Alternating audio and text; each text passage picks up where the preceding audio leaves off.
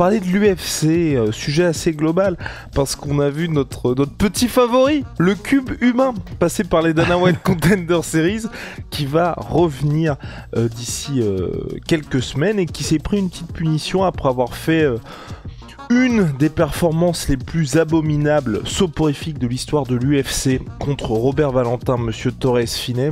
On vous le montre ici, donc il est bien en middleweight ce monsieur. Le cube humain. Et qui est et Minecraft. Et qui est Minecraft IRL. Et donc on va vous faire un petit historique des moments où l'UFC, en gros, il vous faut comprendre, bon, on va te la mettre un petit peu parce que tu nous as un peu cassé les pieds. Donc vous allez voir une petite overview de tout ce qui s'est passé au fil des années.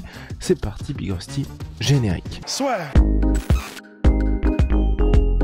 Winamax te rembourse ton premier pari en cash si celui-ci est perdant dans la limite de 100€ et en plus avec le code LASSUR10, 10€ supplémentaires en cash. Attention, les jeux d'argent sont interdits aux mineurs. Jouer n'est pas une alternative au travail et ne permet pas de s'enrichir, donc jouer de manière responsable. Déjà, c'est un peu, enfin pas dur, j'ai pas envie de dire dur, mais c'est vrai que Torres Finet, il avait galéré pour aller à l'UFC. Il s'y est pris même à plusieurs reprises. Il avait même un petit gimmick, tu vois, là, je crois que c'était à la Dwayne Johnson quand il était à la WWE pour un petit peu hyper son truc, mais malheureusement, c'est vrai que quand t'as beaucoup de hype, enfin en tout cas, un petit truc qui commence à se mettre en place et que tu sors une perf comme celle qu'il a sortie contre Robert Valentin, parce que j'ai plus les stats, mais Rusty vous en avez parlé, c'était quoi, 3 coups qu'il avait mis sur 15 minutes, enfin c'était absolument terrifiant. Abominable, ouais. Et donc il s'était imposé, et en gros, là, bon bah c'est bien, il revient, mais vous allez voir que l'UFC en gros lui dit bon, ok, tu nous as sorti ça sur ESPN, nous avons été la risée du samedi soir pour tous les fans de MMA, bon, bah ça t'apprendra. Alors, la statistique, donc, dans le combat contre Robert Valentin, que que The Punisher, Torres Finet a gagné, Rob Zilla, ça aurait pu aussi, c'est, il a mis 4 frappes significatives en 15 minutes. Et il en a tenté 8. Quand ton surnom c'est le Punisher, c'est un peu chaud quand même. Non mais t'as vu ça, putain, mais quel Punisher, il punit quoi en fait? Et Robert Valentin, qui a perdu ce combat, a mis 23 coups sur 39 tentés. Alors après, bien sûr, hein, il a gagné Torres Finet parce qu'il a contrôlé Robert Valentin tout le temps, même si, bien que... Ouais, non.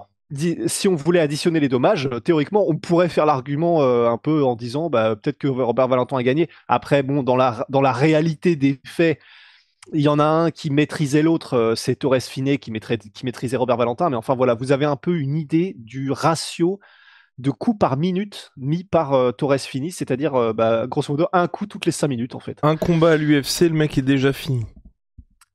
Oh. Bon allez, avançons. Oui. Et donc là, la punition de l'UFC. La punition de l'UFC, c'est qu'en fait, ils vont lui mettre un énorme mec qui vient du Caucase, qui met des KO, qui met des finitions, qui est pas là pour rigoler, et que personne ne connaît encore.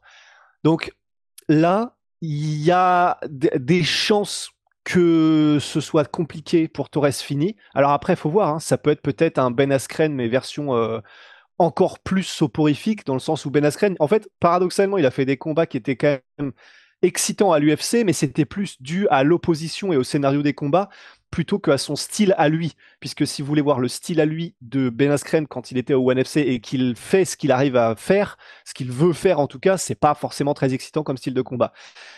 Donc là, Torres Finet, à moins qu'il n'arrive à faire la même chose à Azamat Bekoev, mais ce qui m'étonnerait quand même, il va se prendre une tornade par un mec que personne ne connaît. Et donc, c'est un peu la manière par l'UFC de dire, bah écoute, on aurait pu t'arranger un chemin un peu plus intéressant vers le top 15, le top 10 et vers des combats intéressants, puisque en plus, tu avais donc ce petit gimmick après tes 3 combats au Contender Series et tout ça. Au-delà de ça, et qui a été fait pour, Sean O'Malley, Jean Silva, enfin, tu sais, il aurait pu leur mettre des combats spectaculaires, intéressants, plus prenables et tout ça. Et ben là, non. Là, ils lui mettent un mec qui est un match-up horrible et un gars que les fans ne connaissent pas encore. Mais pour moi, ce mec-là, Azamat Bekoev, c'est un petit peu comme, tu sais, Ikram Aliskerov ou comme Abus Magomedov. C'est vraiment des gars qui sont très bons, très complets. Tu vois qu'ils ont le niveau potentiellement top 15. Mais voilà, c'est juste qu'ils pêchent un petit peu médiatiquement, ils ont pas forcément de force de frappe, bien que, Et on va après aller vers des exemples encore, enfin un peu marrants et tout ça, avec des trucs qu'avait fait l'UFC pour mettre des énormes punitions à des mecs qui pouvaient pas blairer. Mais à cette différence près quand même que là, ils peuvent faire d'une pierre deux coups, puisque Azamat Bekoev, même s'il vient, alors lui, c'est d'Ossétie du Nord. Donc, voilà, en gros, le Caucase, tu as tout un tas de républiques, d'oblasts, de kraïs, de trucs comme ça, du coup, de régions bien spécifiques de la Fédération de Russie. Donc, Tchétchénie, Daghestan, Ossétie, et ben lui, c'est Ossétie, donc Ossétie du Nord. Mais c'est un Caucasien, comme, enfin voilà, c'est un mec qui vient des montagnes, c'est un mec qui s'entraîne avec des monstres en lutte qui viennent de Russie et du Caucase et tout ça. Et en plus, il est marrant, puisque c'est pour moi un peu le Paulo Costa du Caucase. Il a appris l'anglais, il fait partie de ces gars qui le disent. Les gars, apprenez l'anglais parce que même si vous êtes marrant ou quoi, bah, ça vous permettra beaucoup plus de vous faire vendre auprès du public. Et son Twitter, allez-y, c'est vraiment marrant son Twitter. Par exemple, là, sur le truc de Torres Finite, c'est que c'est à cause de lui-même, hein, de Azamat Bekoev, qu'il a eu ce combat. C'est-à-dire qu'en gros, après le combat contre Torres Fine, il y a des mecs qui ont demandé à Azamat Bekoev ce serait quoi le combat que tu voudrais absolument. Il a dit moi, mon combat de rêve, c'est Torres Fine. Bah, du coup, en fait, là, maintenant, quand il fait des vannes sur Twitter, il dit mais ne taguez pas l'UFC parce que visiblement, ils comprennent pas les blagues. Et parce qu'il continue quand on lui demande c'est quoi l'arène où tu rêverais de combattre, il dit moi franchement c'est UFC Apex en early prelim. Enfin, il est vraiment marrant, tu vois, il fait vraiment des vannes marrantes quand il y a, bon c'est la dernière, mais parce que j'ai découvert un nouveau perso, donc je suis content, tu vois.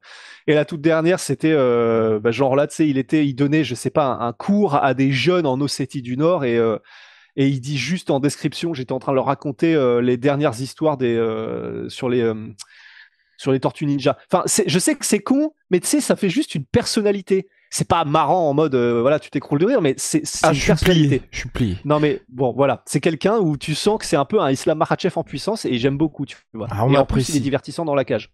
On lui passe le bonjour. Et on lui passe le bonjour. Et donc, ça, c'était pour un petit peu la parenthèse. Pourquoi est-ce qu'on a voulu faire ce podcast? C'est quand on a vu que ce combat-là était organisé. La petite douille actuelle. Voilà. Et donc, ça nous a donné envie de parler des moments où c'est arrivé ailleurs à l'UFC.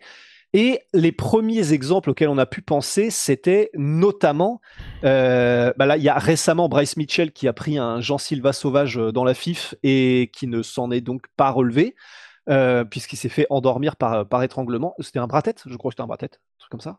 Truc comme ça. Ouais, enfin en tout cas, voilà, il s'est pas relevé. Et c'était après que Bryce Mitchell ait eu tout son arc. C'était quoi déjà? Tu sais, j'irai dormir chez vous là de Antoine de Maximi. Bah voilà, Bryce Mitchell, c'était même principe, mais sauf que c'était j'irai pêcher avec Hitler parce que c'était potentiellement un bon gars. Et après tout ça, et après qu'il y a eu l'énorme backlash avec son podcast, et que Dana White lui-même ait dit c'est un des trucs les plus cons que n'ait jamais dit quelqu'un à l'UFC. Eh ben, visiblement, donc, l'UFC a voulu faire taire physiquement Bryce Mitchell et ils lui ont collé Jean Silva.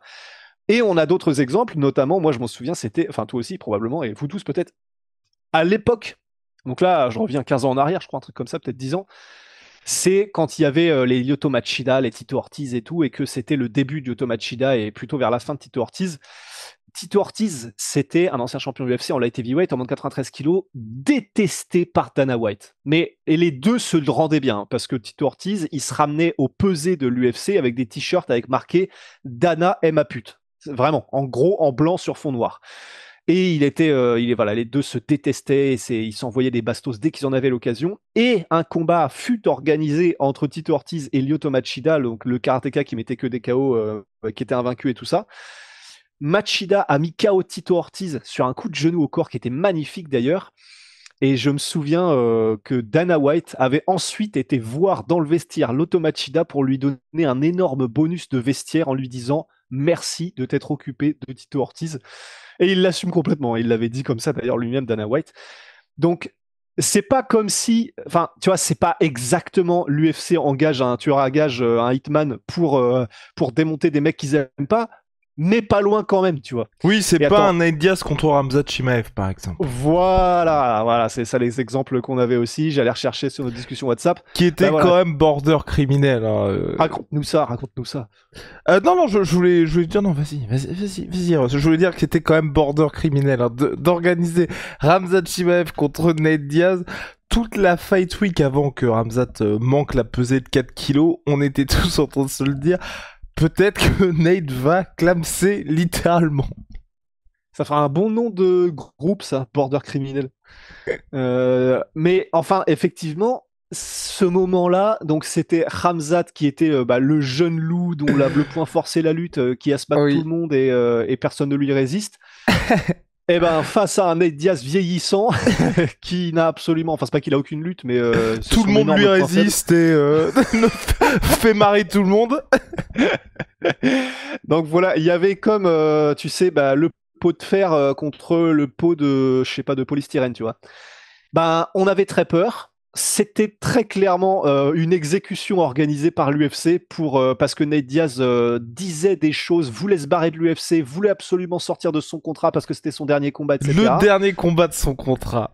Voilà, donc l'UFC était en mode « Ah, tu veux pas signer? Ah, tu veux aller faire de l'argent avec Jake Paul en boxe et tout ça? T'inquiète pas, on t'en réservait une bonne, champion. » Et donc il lui avait envoyé un Tchétchène énervé qui était en 10-0 à l'époque. Mais le karma s'est chargé de l'UFC. Puisque donc, qu'est-ce qui s'était passé? Ramzat a manqué la pesée de 4 kilos, les gars, je sais pas si on se rend compte de la dinguerie. Et finalement, Nate Diaz a affronté Tony Ferguson, qui est un combat qui a beaucoup plus de sens sportivement à ce moment de leur carrière. Et Nate Diaz s'est imposé. Voilà, et donc il est sorti comme lui voulait, et sur une victoire. Et on peut d'ailleurs... Mais effectivement... Vas-y, pardon. Ouais.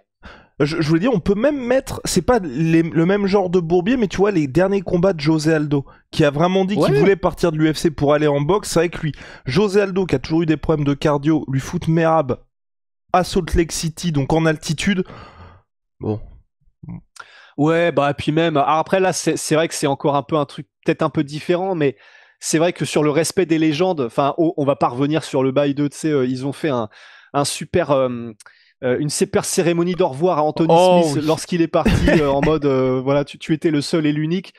Et Miocic a eu un poste. Voilà. Miocic, il a eu un shout-out en fin de podcast par Dana White. Donc c'est... Et là, de la même manière, José Aldo qui a pris Mario Bautista, qui combat immonde. En fait, il est tombé contre des gars. Mais même Zahabi, Même Zahabi qui, disons, c'est des mecs qui sont bons, mais c'est José Aldo. José Aldo, c'est un mec, tu lui files que des légendes. Tu fais comme ce que tu es en train de faire avec Dustin Poirier, enfin des gars comme ça, quoi. Et donc, c'est pas vraiment une punition de la part. Enfin, on sait pas, mais c'est des choix qui sont un peu douteux, effectivement, en termes de matchmaking de la part de l'UFC pour José Aldo quand on sait son statut. Mais voilà, pour Nate Diaz, c'était vraiment, mais explicitement presque. Hein, ils l'ont juste pas dit eux-mêmes, mais de l'UFC, tu ne pouvais pas faire plus explicite en termes de, d'accord, tu nous fais chier, t'inquiète pas, on va t'enculer. Et alors après, je pense à d'autres combattants, mais Paulo Costa, on aurait pu, parce que tu sais, Paulo Costa, il faisait un peu chier l'UFC, il voulait pas combattre certaines personnes, il voulait un renouvellement de contrat, et à un moment donné, ils ont voulu lui mettre, je crois que c'était Ikram, justement. Oui, il voulait lui mettre Ikram Aliskerov. En annonçant Ikram Aliskerov, il y avait eu ce combat aussi Paulo Costa, Robert Whittaker, qui était annoncé mais finalement pas signé par Paulo Costa. C'est ce que Paulo Costa disait. En gros, il y a les posts qui sortent en mode c'est officiel, il y a les posters, mais j'ai rien signé du tout, moi, les gars. Mais et ça, pour le coup, on sait que l'UFC peut annoncer des combats qui ne sont pas encore signés. Absolument. Et puis après, alors. En fait, il y en aurait plein des exemples comme ça, mais vraiment, il y en aurait toute une fournée, parce que moi, je me souvenais de John Fitch à l'époque, que l'UFC détestait après son combat contre Georges Saint-Pierre aussi, parce qu'en gros, c'était Monsieur Décision, c'était...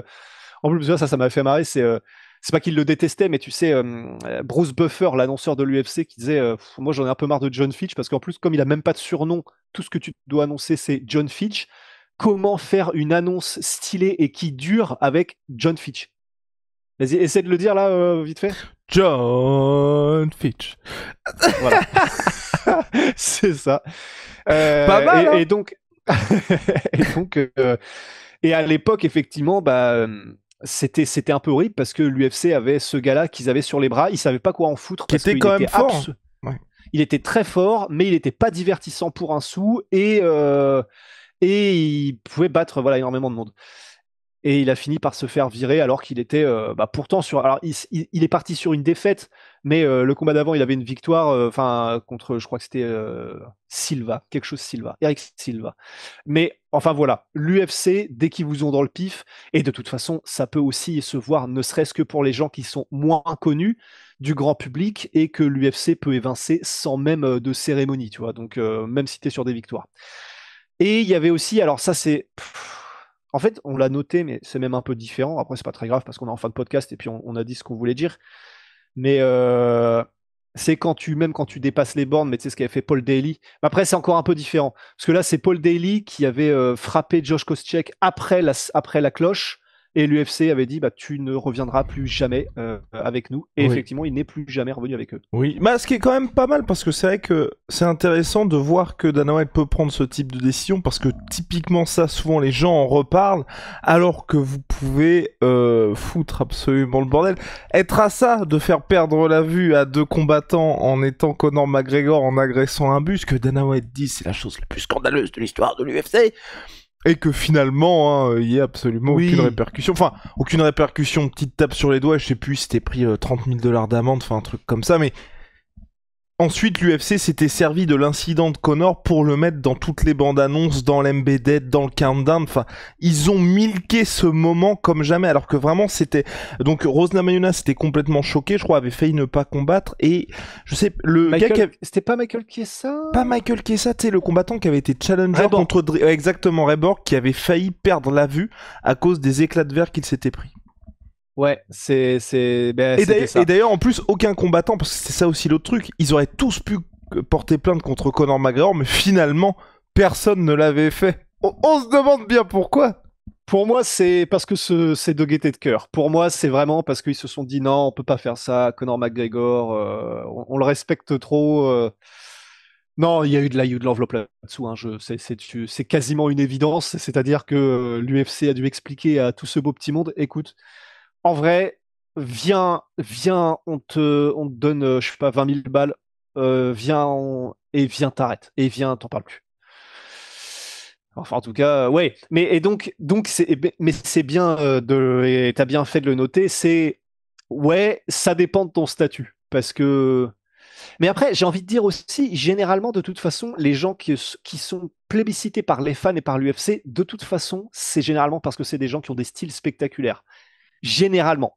Parce que je suis en train de penser à John Jones qui a... Bah si, quand même. John Jones, c'est pas un style spectaculaire, mais il se passe des trucs. Parce que sur ses derniers combats, il s'est passé des choses. C'est juste que ses dernières défenses de ceinture, mais il avait déjà acquis ce statut, de toute façon. Il avait gagné ce droit. Ce droit, reste. Non, mais je pense que c'est tout, parce qu'après, je pensais aussi, enfin, c'est pas du tout lié à l'UFC, mais côté Khabib aussi, après qu'il soit pris l'amende, c'est vrai, de la commission athlétique du Nevada, il n'a plus jamais recombattu dans l'État. Oh. Il a combattu à chaque fois à Abu Dhabi, et je crois que c'était Khabib lui-même qui ne voulait plus combattre dans le Nevada suite à ça. En gros, quand je dis l'incident, c'est l'après Conor McGregor où c'est parti complètement en vrille et où il s'était pris une grosse amende et il n'a plus jamais combattu dans le Nevada, alors que c'est vrai qu'il y avait des gros combats pour lui. Ouais. Non, et puis à la limite, si le dernier exemple qu'on peut citer, ce serait Movzar, parce que le pauvre Movzar, maintenant on peut le dire, le pauvre Movzar, c'est que il n'a pas un style spectaculaire, il n'intéresse pas l'UFC parce que Daghestan et parce que style pas spectaculaire, russophone, donc pas américain grosso modo, et il ne parle pas anglais je crois, et en tout cas il n'est pas divertissant en dehors de la cage ni dedans, et ben l'UFC, vous le voyez bien, est en train de lui mettre des douilles à répétition qui font que ben là même lui il est resté très classe et très noble dans ce qui se passe. Mais le fait que encore une fois là ils prennent que quelqu'un d'autre aura le title shot, à savoir Yair Rodriguez à sa place, c'est un scandale. Mais voilà. Et on a eu les mêmes exemples avec d'ailleurs Yair Rodriguez qui avait été viré de l'UFC, puis finalement il est revenu parce que ça s'était arrangé. Leon Edwards qui était 3e du classement welterweight Non, non, merci pour Khamzat Chimaev. Bon, bah, très bien, bah, tu vas te retrouver sans emploi. Ensuite, il accepte finalement Khamzat Chimaev, réintègre le classement, tout se passe bien. Finalement, il n'a pas pu affronter Khamzat puisqu'il souffrait des répercussions du Covid, Khamzat Chimaev. Et on a aussi eu l'exemple plus récent quand même, qui était assez, enfin, pas choquant, mais c'est Mohamed Mokaev, qui visiblement, en gros, était un petit peu difficile à gérer du côté des matchmakers, qui lui a purement et simplement été viré de l'UFC, alors que pour une catégorie flyweight qui est quand même en... Enfin, c'est compliqué, on va dire, à vendre. Le mec toujours invaincu, t'avais cet angle de potentiel plus jeune champion du monde, et quand on voit qu'ils mettent des Steve Erceg et tout, à mon sens, il y avait peut-être moyen de le propulser un peu. En plus, qui touche deux marchés qui sont le marché russophone plus le marché britannique, bah le gars, parce qu'il visiblement cassait les pieds à l'UFC... Et le marché musulman et aussi. le marché musulman aussi, ils l'ont tège. Donc je sais pas dans quelle mesure le gars était insupportable, mais c'est assez dingue de se dire ça, et qu'en plus il est managé par le Tim Simpson, le mec qui gère quand même Adesanya, Jiri Prochaska, Max Holloway, enfin un mec très influent. Ben c'est ça. Et c'est quand même marrant, hein. On pourra peut-être clore dessus, mais c'est quand même marrant, parce que et là, si quelqu'un qui connaît pas le MMA entend ça, il se dit putain, l'UFC a de la poigne, hein. L'UFC, dès qu'un truc leur plaît pas, attention, hein. Et puis t'as John Jones. J'en dirai pas plus parce qu'on en a déjà trop dit depuis ces dernières années, mais ouais, la poigne à vitesse variable, quoi. La poigne à intensité variable, à force variable. La Dana poigne, enfin. Bref. Rusty, on va se quitter là-dessus. NutriPure, moins 20%, surtout NutriPure. Attends, avec le code la sœur. Et le vrai banger, moi le vrai banger, ce sont... on dit à chaque podcast un banger, moi c'est les électrolytes. J'avais des maux de tête de l'espace. Et en vrai, parce que notamment je ne buvais pas assez, bah électrolytes, en gros vous prenez un verre, et puis c'est l'équivalent de je ne sais pas combien de verres d'eau normale. 15 000 verres. En tout cas ça m'a vraiment... Je peux dire changer la vie, hein, parce qu'il faut quand même que je dose. Hein. Mais mais vraiment, ça m'a enlevé bien des problèmes parce que Rusty sait comment je suis quand j'ai mal à la tête. Je suis comme ça. Non, mais parce que oui, mais parce que non, mais faut que vous sachiez quand même que les maux de tête que t'avais avec Guillaume, en vrai, moi, ça me faisait flipper, c'était terrible. C'était terrible. Parce que c'était pas des petits maux de tête de non, on se comprend, hein. On se comprend, on se comprend. Donc bref, voilà, et donc là, franchement. Banger. Rusty. Ouais, bah moi je dirais les miens prochains parce que putain, je peux dire qu'il y a une certaine pâte à tartiner haricots rouges noisettes. Il l'a tartiné. Hein. Il l'a tartiné. Ouais. Et il l'a tartiné. Puis avec que des ingrédients naturels, mais c'est ça qui est ouf en fait. C'est ça qu'il faut dire avec NutriPure. Et Made in France. Voilà. Et Made in France. Puis Oli Molly, boisson énergisante, vous le savez, thé glacé, boisson de réhydratation, milkshake, plein de nouvelles saveurs. Code la sueur 5 pour votre première commande, moins 5 €. Code la sueur 10, moins 10%. Et puis voilà, j'étais en train de regarder s'il y avait des petites news un petit peu plus légères dans ce monde du MMA, mais c'est vrai que pour l'instant, il n'y a pas grand-chose. Tu veux qu'on parle de Peña Kyle Harrison ? Oh non, on est bien. Plutôt mourir. Non, plutôt mourir, on va terminer là-dessus tranquillement. Non, on avait parlé de l'UFC. Sur Reddit MMA. Ah. Reddit MMA... le fondateur de Sports Science ESPN est mort. Ouais, j'avais vu ça, J'avais vu ça. Carlos... bah putain, bon, voilà, Randy Murphy, qui était le jeune homme qui avait le cancer et avec lequel Carlos Prates avait fait des photos, est décédé aussi. Paix à son âme. Ouais. Patrice Pitbull Daniguet. Ouais. Ok, bon, ouais, bah voilà. On peut, vite fait, hein, juste pour faire une overview des news, le 19 juillet, UFC 318 Nouvelle-Orléans. Bon, honnêtement, tu vois, je trouve que c'est pas mal, et j'aurais même préféré ça Yair Rodriguez, Patricio Pitbull comme entrée en matière. Tu vois, c'est un peu comme le Aaron Pico contre Movsar Evloev. Je trouve que c'est, en fait, tu places tellement la barre haute que si le nouvel arrivant se fait torcher, directement tu tues sa hype. Alors que là, Daniguet typiquement... Et tu ne peux rien en déduire pour celui qui a gagné. Exactement. Alors que typiquement là, Daniguet, Patricio Pitbull frère, je pense que Patricio Pitbull va gagner. Et ensuite, tu vois, tu lui aurais filé Yair Rodriguez, ça aurait été pas mal comme montée en puissance. Là, tu vois, que ce soit le Aaron Pico contre Movsar ou Yair Rodriguez contre Patricio, je trouve que c'était un peu dur pour eux.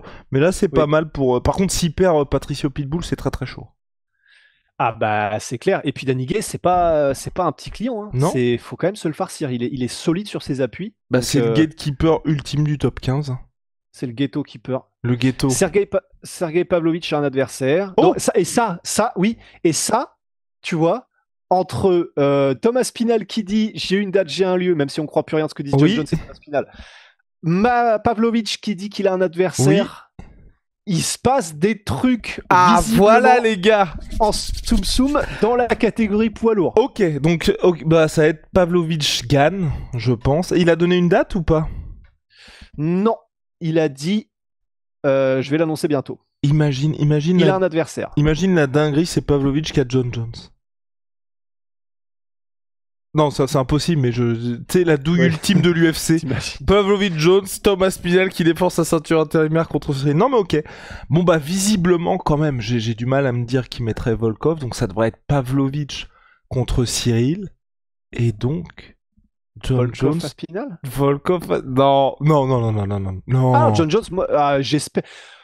Non, Volkov à Spinal, c'est pas possible. Parce que, oui, il y a eu ce truc de Dana White qui était dégoûté du résultat de Volkov gagne et qui a dit on va te mettre bien. Mais Volkov, il s'est quand même fait torcher par Aspinall lors de leur combat, tu vois. Et donc, c'est réussir à vendre une revanche entre les deux.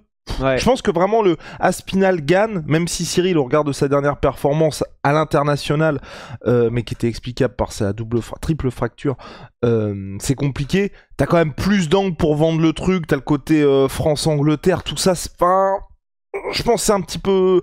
Et puis, Non, en vrai les gars, faites pas Volkov Aspinall 2. C'est tout, vraiment, Volkov Aspinall 2, je sais pas toi, tu vois, mais Cyril contre Aspinall, tu te dis quand même, bon, même si Aspinall est terrifiant, Cyril peut le battre, tu vois. Volkov Aspinall, après ce qui s'est passé lors du premier combat, et puis même là, le nouveau Volkov, entre guillemets, je vois toujours pas de chemin vers la victoire pour lui. Ouais. Bah ouais, c'est ça. Bah, il y en a, mais c'est vrai que tu as raison. La sensation de on l'a déjà vu est plus forte que la sensation de ouais, mais c'est nouveau Vodkov. Et donc il y a possibilité. Ben oui. Non, mais attends, et du coup, toi, tu verrais Pavlovich Gann et donc Aspinall Jones? Oui. Pour moi, alors ça peut être. On en a marre d'être pris pour des jambons, hein, mais le fait que Tom Aspinall dise moi, j'ai une date, j'ai un lieu, et dans la même phrase ou presque, mais John Jones est à la retraite, ne m'en parlez plus. Je sais qu'on est pris pour des brouettes depuis quelques temps, mais pour moi, ça veut dire c'est pas John Jones. Hein. C'est un peu ça le truc. Moi, je pense qu'il nous prend un petit peu pour des... ouais, on aurait le Pavlovich contre le Brésilien, Almeida. Ouais, mais du coup, Volkov... Parce que ce qu'il faudrait, c'est Volkov-Almeida, en réalité, quoi. Ouais, mais Almeida, comme il vient de battre Cyril, faut quand même qu'il y ait un peu de... Il vient de battre qui? Cyril pardon, Volkov a battu Cyril. Donc du coup, tu peux pas lui dire... Volkov a battu Cyril? Volkov a perdu contre Cyril, mais Dana White a dit tu t'es fait douiller. Oui. Donc c'est quand même chaud de dire tu t'es fait douiller, le combat était très serré, on te remercie en te filant Almeida. Ouais. Bah sinon, peut-être Pavlovich. Eh ben non. Donc ce serait... Bah non. Allez, Aspinall Gann. C'est Aspinall Gann ou Aspinall Jones? Est-ce qu'on peut déjà être d'accord là-dessus? Aspinall Gann, je pense, ouais. Aspinall Gann. Et donc ça voudrait dire Pavlovich. Ouais, Pavlovich qui sort d'une victoire contre Jairzinho Rozenstruik sans l'avoir mis KO. Ouais, Pavlovich contre Almeida. Ouais. Voilà. Et Volkov fait quoi par contre, le pauvre? Bah, il est chez lui et puis. Tu vois? Je sais pas, il se prend des petites sangrias. J'ai tendance à me dire Aspinall Jones. Hein. Et qu'Aspinall lui envoie juste des petites coordonnées pour dire ne me parlez pas de lui, c'est moi le vrai champion, tu vois. Comme un peu Topuria et son délire, j'ai aussi le titre BMF. Taptoro, ouais. Tu sais que moi j'en viens à espérer que c'est pas Aspinall Jones, hein, tellement j'en ai marre de ça. Arrête ça, mais arrête de faire ça. Quand tu fais ça, t'es détestable. T'es détestable quand tu fais ça. T'es détestable. Je te promets. Arrête ça. On sera hypé comme des fous quand tu auras le combat entre les deux. Penses-tu? Bah oui, arrête ça. Non, parce que on sera hypé si jamais ce combat se fait. Oui. Moi je te dis déjà comment on va être si jamais il y a l'annonce, on sera en mode c'est incroyable, c'est génial, ça va faire des stats, on va être content parce qu'on va pouvoir en parler, que c'est un combat qui va faire vibrer les gens et puis on va revenir dans quelque chose qui passionne. Oui. Ok. Sauf que on sait très bien au fond de nous que c'est pas parce que le combat sera officiel qu'il aura lieu du tout. Non, mais là voilà. Il va se passer ce combat. Ce sera le dernier gros chécos de John Jones. Moi j'y croirais. Je serais content. Enfin, disons, je serais en mode c'est cool, il se passe un truc. J'y croirais pas. Tant qu'on ne sera pas le soir du combat. Regardez-le. Regardez-le un peu. Regardez-moi. Regardez, voilà. Bref, Ouais. affaire à suivre. J'espère que les officialisations auront lieu très rapidement parce qu'on en a marre d'attendre. Et ouais, non, moi j'espère qu'on aura John Jones Thomas Spinal. Non, mais tu vois, ou sinon que l'UFC nous mette bien avec John Jones Thomas Spinal, Tagan qui est sur la carte aussi. Comme ça, tu sais qu'en cas de forfait, t'as quand même un beau lot de consolation. Bolo. Non? Même pas? Ouais, si, vas-y. Oh, regardez. Non mais moi j'y crois pas de toute Il façon. n'y a plus rien à foutre. Il n'y a plus rien à foutre. Rien à foutre de rien. Bref les gars, et puis Weekend One, moins 20% sur tout Weekend One avec le code la sueur. C'est la collection Shogun.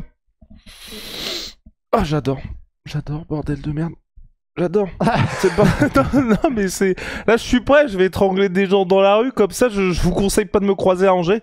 Voilà, vous verrez un mec avec une casquette, faites attention à vous. Allez, bye. Ouais, le katana est dans le sac. Comme les cookies.